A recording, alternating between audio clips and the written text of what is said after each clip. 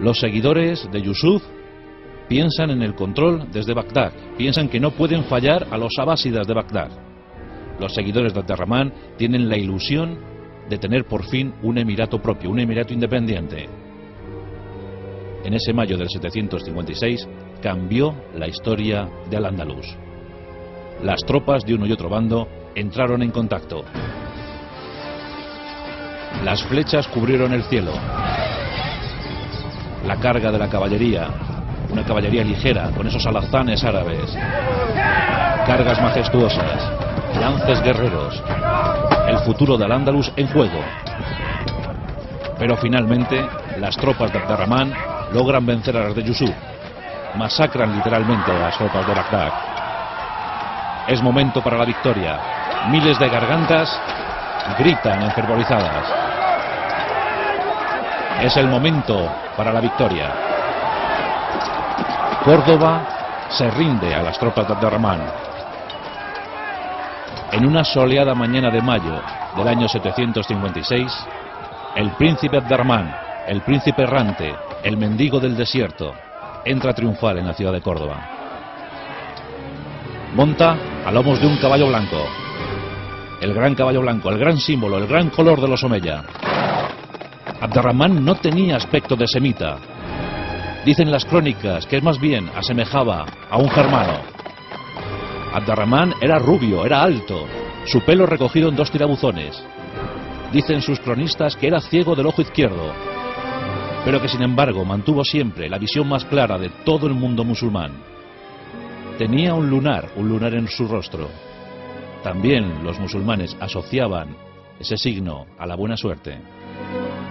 Con 25 años, Abderramán I, entra y se entroniza en Córdoba. Es emir independiente, Al-Ándalus provincia independiente. Para fastidio de los abásidas de Bagdad, que veían como su perla se perdía definitivamente. Es momento de esplendor. Es momento para que Al-Ándalus reluzca, unifique, viva en común. Abderramán fue un gran genio militar, pero también un enorme gobernante. En sus 32 años de gobierno, favoreció, estableció, creó las bases oportunas para que los Omeya perduraran mucho tiempo. Desde su gran palacio Al-Rusafa de Córdoba, controlaba, tenía un gran cuadro de mando que imponía su ley en las 7 provincias de Al-Ándalus, porque Al-Ándalus fue repartido en 7 provincias, con un gran primer ministro, el Hachid, el brazo derecho, el gran aliado de Abderramán I. Bajo el Hachid estaban los visires o ministros, que se ocupaban de asuntos determinados. En cada ciudad de importancia se establecían los cadíes, los jueces que gobernaban la ciudad.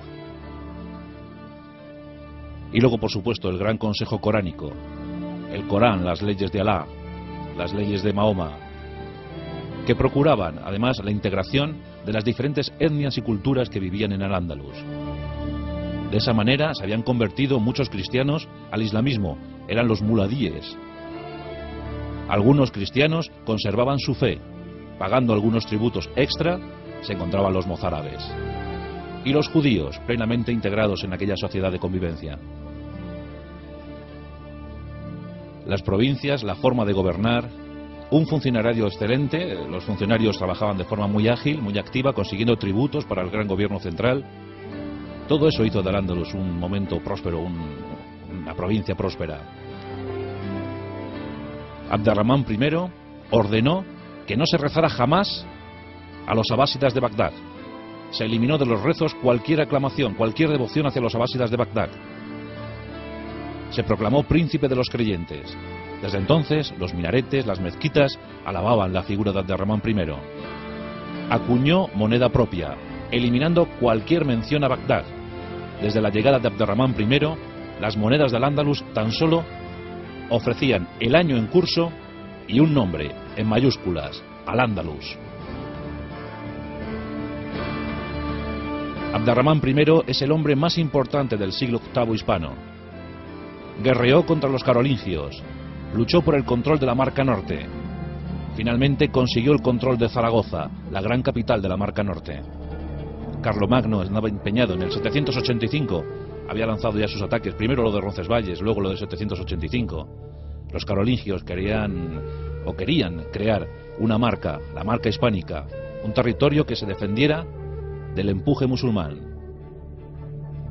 Pero Abderramán I consiguió ese control férreo de Zaragoza, con lo que la marca norte quedaba asegurada. El emergente reino astur-leonés rindió tributo a los musulmanes de Al-Ándalus gracias a los pactos, a los protocolos y sobre todo a la fuerza bélica de Abderramán I. En ese tiempo los asturianos y leoneses no contaban con personajes vigorosos de la talla de Pelayo o sus sucesores. Una suerte de monarcas tuvieron que ceder ante la fuerza de Abderramán I. En consecuencia, toda la península ibérica rendía tributo y vasallaje a la musulmana Al-Ándalus, al gran país que soñó Abderramán I. Tanto esplendor debía tener una guinda, una gran obra que recordara esa época. En el año 785, Abderramán I ordena levantar la mezquita Al-Jama, el gran prodigio arquitectónico de su tiempo, sin parangón en el mundo conocido. La hermosa, la bellísima mezquita Al-Jama, la mezquita de Córdoba, recordada, rememorada por todos los poetas árabes, hebreos, cristianos. Máxima luminosidad para Al-Ándalus. Abderramán I ordenó su levantamiento. Sus sucesores continuaron la obra. La mezquita es el gran legado de Abderramán I, que por otra parte se ocupó de seguir fomentando los cultivos. Fue, por ejemplo, el que introdujo la palmera en España. Los grandes caballos, los inmejorables caballos árabes, domesticados, curtidos, consiguieron de las vegas de Al-Ándalus su mejor terreno para las correrías. Constantes aceifas contra los cristianos, el poder increciendo. Abderramán I, gran príncipe, gran emir independiente de Al-Ándalus. Mientras tanto, los abásidas de Bagdad ordenaban conspiraciones contra él, ordenaban ataques, ordenaban ofensivas, todas eran repelidas o desbaratadas. Falleció a la edad de 56 años. Nunca perdió.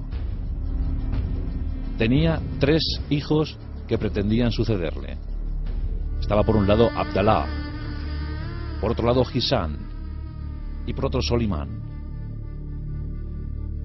Abderramán I eligió una antigua costumbre oriental para adoptar sucesor, para elegir sucesor. Y no fue el primogénito, fue su segundo hijo. Se fijó en él y acertó una vez más. Desde los tiempos de la masacre omeya, en el 751, Abderramán había aprendido una cosa primordial, y es a meditar cualquier decisión que se tomara. Fue lo que le enseñó su abuelo Hisán. Cada decisión de Abderramán I había sido profundamente meditada, siempre rodeado por sus asesores. Desde Al-Rusafa tenía siempre 4 o 5 asesores recomendándole, instruyéndole, dándole toda suerte de informes. Abderramán, en consecuencia, creó esa situación para elegir a su sucesor, y eligió a Hisán. Hisán era como él. Hisán tenía los ojos azules, como los Omeya, porque los Omeya eran rubios de ojos azules. Este dato es muy curioso. Además, ellos gustaban de las cautivas cristianas. Siempre era frecuente ver en la corte, en los harenes, princesas, esclavas, vasconas, astures, leonesas, y sobre todo si eran rubias. Le gustaban mucho las rubias, blancas y rubias, porque ellos eran blancos y rubios y con los ojos azules. Y los Omeya fueron así. Algunos de estos príncipes, algunos de estos emires, para infundir un poco de respeto a su gente, se teñían de negro. No fue el caso de Abderramán I. Falleció en ese año 788, dejando un legado inmenso. Sus sucesores se encargaron de continuar con eso.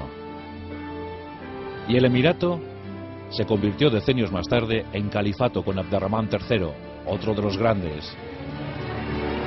Y los Omeya perduraron hasta el año 1030, cuando Al-Ándalus se disgregó en los reinos taifas. Pero fue una epopeya hermosa. Aquel príncipe del desierto, aquel hombre que llegó al Andalus y la poseyó. Hoy en los pasajes de la historia hemos rendido homenaje a Abderramán I, príncipe de los creyentes, espada de Alá y victorioso.